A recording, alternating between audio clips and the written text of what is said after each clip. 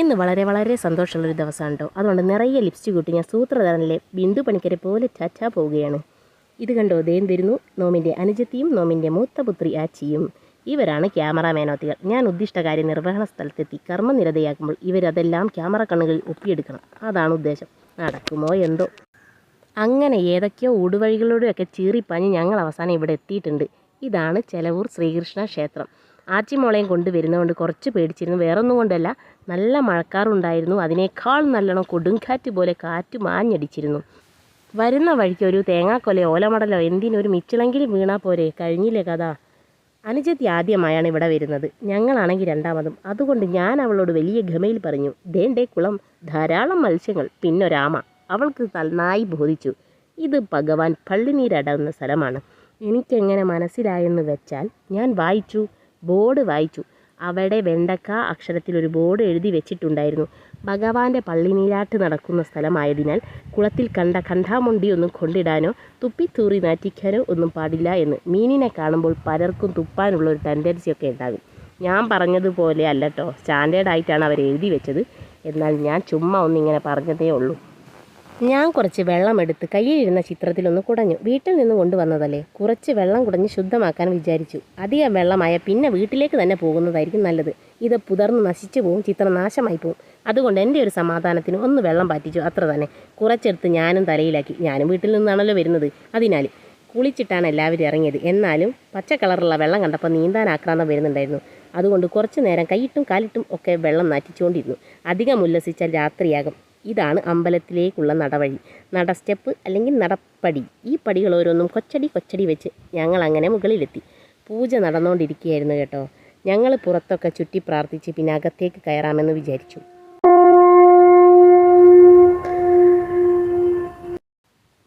വൈകുന്നേരം നല്ല വൈകി എത്തിയതുകൊണ്ടായിരിക്കും കുളത്തിലെ മീനും ആമയും അമ്പല കമ്മിറ്റിക്കാരും പിന്നെ ഞങ്ങളെയും ഒഴിച്ച വേറൊരു ഈച്ച പോലും ആ പരിസരത്തില്ലായിരുന്നു.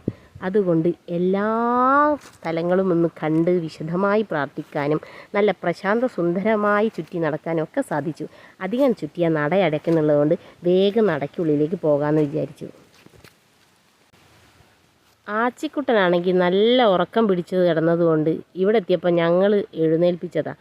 തീരെ നടക്കാനൊന്നും ഒരു ഇൻട്രസ്റ്റ് ഇല്ലാത്ത പോലെയായിരുന്നു. അമ്പലത്തിലൊക്കെ എത്തിയത് അവർക്ക് ഇഷ്ടപ്പെട്ടു, പക്ഷേ സ്റ്റെപ്പ് കയറിയതും ഇഷ്ടപ്പെട്ടു. എന്നിരുന്നാലും ഉറക്കം കംപ്ലീറ്റ് ആയില്ലല്ലോ, അതിൻ്റെ ഒരു പരിഭവം വാക്കുണ്ടായിരുന്നു. അത് നടത്തത്തിലൊക്കെ നല്ലോണം ഉണ്ടായിരുന്നു. വളരെ സ്ലോ ആയിട്ട് ഞാൻ പിടിച്ചു വലിച്ചൊക്കെ നടന്നത്. പിന്നെ പ്രാർത്ഥിക്കാനൊന്നും ഒരു മൂഡില്ലായിരുന്നു. ചിത്രം വേഗം ഇവിടെ ഭഗവാന് സമർപ്പിച്ചിട്ട് അടുത്ത മഴ വരുമ്പോഴേക്ക് വീട്ടിലെത്തണം. അതായിരുന്നു അടുത്ത പ്ലാൻ. അതും നടക്കുമോ എന്നൊന്നും അറിയില്ല. എന്തായാലും ഇവിടം വരെ എത്തിയില്ലേ, ബാക്കി കൂടെ ഭഗവാൻ കാത്തോളും.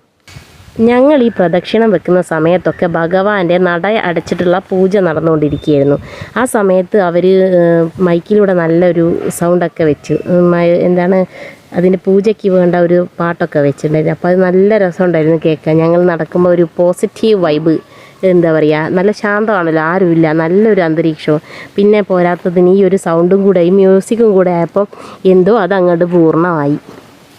ഞാൻ പിന്നെയാണ് ഓർക്കുന്നത്, ഞങ്ങളിതാ ഇപ്പോൾ നടേൻ്റെ ഉള്ളിലുള്ളത്. ആക്ച്വലി അവിടെ അത് സമ്മതിക്കൂല. ഞങ്ങളെ പൂജാരി കണ്ടിട്ടുമില്ല, കമ്മിറ്റിക്കാർ ഞങ്ങളെ ശ്രദ്ധിച്ചിട്ടുമില്ല. 2 പേര് ആ വഴിപാട് കഴിക്കുന്ന സ്ഥലത്തുണ്ടായിരുന്നെങ്കിൽ ഞങ്ങളോടൊന്നും പറഞ്ഞിട്ടൊന്നുമില്ല. നടയടയ്ക്കുന്ന സമയം നമ്മൾ പുറത്തിറങ്ങി നിൽക്കലാണ്. കഴിഞ്ഞ പ്രാവശ്യം വന്നപ്പോൾ ഒക്കെ അങ്ങനെയാണ് ചെയ്തത്. പക്ഷേ ഇത് ഞങ്ങൾ അതിൻ്റെ ഉള്ളിൽ കയറി നോക്കുമ്പോൾ നടയടച്ചിട്ടുള്ള പൂജ അങ്ങനെ നടന്നുകൊണ്ടിരിക്കുക തന്നെയാണ്, കഴിഞ്ഞിട്ടൊന്നുമില്ല. ഞങ്ങളവിടെ കയറി ഞങ്ങളെ പൂജാരി നട തുറന്ന് കാണുന്നത് തന്നെ ചിലപ്പോൾ പൂജാരി ഞെട്ടി പോയിട്ടുണ്ടാകും. ആരെയും പ്രതീക്ഷിക്കുന്നില്ലല്ലോ മൂപ്പര്. അപ്പോൾ ഞങ്ങളോട് തൊഴാനൊക്കെ പറഞ്ഞു. അങ്ങനെ ഞങ്ങൾ തൊഴുതു. ആ സമയത്ത് ഞാൻ ഈ ഒരു സംഭവം പറഞ്ഞു, എനിക്കിങ്ങനൊരു ചിത്രം സമർപ്പിക്കാനുണ്ട് എന്ന് പറഞ്ഞു. അവർക്ക് ഭയങ്കര സന്തോഷമായി, എനിക്കും സന്തോഷമായി. അവരത് സ്വീകരിക്കാൻ ഭയങ്കര അവിടെ ആരും കൊടുത്തിട്ടില്ലാന്ന് തോന്നുന്നു. അവിടെ ഒന്നും ചിത്രമൊന്നും തൂക്കിയിട്ടതോ കാര്യങ്ങളൊന്നും കണ്ടിട്ടില്ല. ചിലപ്പം എൻ്റെ ചിത്രമായിരിക്കും ആദ്യത്തെ അവിടുത്തെ ഒരു സമർപ്പണം എന്ന് പറയുന്നത്. അപ്പോൾ അവർക്ക് ഭയങ്കര സന്തോഷമായിട്ടോ. വരച്ചതൊക്കെ കണ്ടപ്പോൾ കുറേ കാര്യങ്ങളൊക്കെ എന്നോട് അന്വേഷിച്ചു. എനിക്കും അതിലേറെ സന്തോഷമാണ്, കാരണം ഇങ്ങനെ ഒരു കാര്യം ചെയ്യാൻ കഴിഞ്ഞതിൽ ഭയങ്കര സന്തോഷമാണ്. ഇപ്പോൾ ഈ ഒരു ദിവസം ഈ ഒരു സമയം ചിലപ്പോൾ അതിന് പറ്റിയൊരു സമയമായിരിക്കും. രാവിലെ വരണം എന്നായിരുന്നു ഞങ്ങൾ വിചാരിച്ചത്, പക്ഷെ അതിനൊന്നും കഴിഞ്ഞില്ല. രാവിലെ മഴേൻ്റെ ഒക്കെ ഒരു ഇതുള്ളത്. രാവിലെ വന്നാൽ ചിലപ്പോൾ ഇത്രയും നല്ല വൃത്തിയിൽ ഈ ഒരു കാര്യം ചെയ്യാനും എനിക്ക് സാധിച്ചെന്ന് വരില്ല. കാരണം ഒരുപാട് തിരക്കൊക്കെ ഉള്ള സമയമായിരിക്കും. ഒരുപാട് പേര് വന്നിട്ട് പ്രാർത്ഥിക്കുന്ന സമയമാണല്ലോ രാവിലെയൊക്കെ. പിന്നെ ഇവർക്ക് 10:30 കഴിഞ്ഞാൽ പിന്നെ ഇവർ ക്ലോസും ചെയ്യും അമ്പലം. അപ്പോൾ അതുകൊണ്ടൊക്കെ ധൃതി പിടിച്ച് കൊടുക്കേണ്ടി വരികയായിരുന്നു, പ്രാർത്ഥിക്കാനും കഴിയില്ലായിരുന്നു. ഇപ്പോൾ നല്ലൊരു അന്തരീക്ഷം, നല്ലൊരു സമയം, ആരുമില്ല. എൻ്റെ കാര്യങ്ങളൊക്കെ വിശദമായിട്ട് പറയുകയും ചെയ്തു, അവർ ചോദിക്കുന്നതൊക്കെ പറഞ്ഞു. അപ്പോൾ വളരെ നല്ലൊരു സന്തോഷമുള്ളൊരു ദിവസമായി. ഇതാണ് ഭഗവാന്റെ ഒരു നിയോഗം തോന്നും. ഭഗവാൻ എനിക്ക് തന്നൊരു നിയോഗം ഇതായിരിക്കും എന്ന് ഞാൻ വിചാരിക്കുന്നു. കാരണം രാവിലെ പോകേണ്ട ഞാൻ വൈകുന്നേരം പോകേണ്ട ഒരവസ്ഥ ആക്കിയത് ചിലപ്പം ഭഗവാനായിരിക്കും.